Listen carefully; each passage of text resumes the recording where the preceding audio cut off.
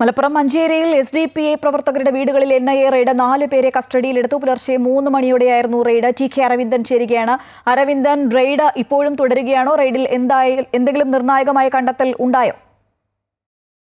ശ്രീജ, ഇന്ന് പുലർച്ചെ 3 മണിയോടെയാണ് മഞ്ചേരിയിലെ SDPI പ്രവർത്തകരുടെ വീടുകളിൽ NIA റെയ്ഡ് ആരംഭിച്ചത്.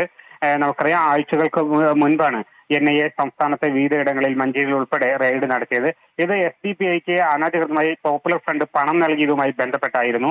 കോടിക്കണക്കിന് രൂപ പോപ്പുലർ ഫ്രണ്ട് SDPIക്ക് കൈമാറി തെരഞ്ഞെടുപ്പുകളിൽ ഈ പണം ഉപയോഗിച്ചു എന്നുള്ളതിനെ കുറിച്ചുള്ള അന്വേഷണത്തിന്റെ ഭാഗമായിരുന്നു ഇത്തരത്തിലുള്ള റെയ്ഡ്. ഇതിന്റെ ഭാഗമായിട്ട് തന്നെയാണ് ഇന്നത്തെ റെയ്ഡ് എന്ന് തന്നെയാണ് കരുതുന്നത്. മഞ്ചേരിയിൽ നിന്ന് റിഷാദ്, ഖാലിദ്, സെയ്ദലവി, ഷിഹാബ് എന്നീ 4 പ്രവർത്തകരെയാണ് NIA കസ്റ്റഡിയിലെടുത്തത്. മറ്റൊരു SDPI പ്രവർത്തകനായ ഷംനാദിന്റെ വീട്ടിലും ഇപ്പോൾ NIAയുടെ റെയ്ഡ് നടക്കുകയാണ്. ഇയാൾക്ക് വേണ്ടി തെരച്ചിൽ ആരംഭിച്ചിട്ടുണ്ട്. കൂടുതൽ വിവരങ്ങൾ അറിവായിട്ടില്ല. പുലർച്ചെ 3 മണിയോടെയാണ് ഇത്തരത്തിലുള്ള റെയ്ഡ് നടന്നത്.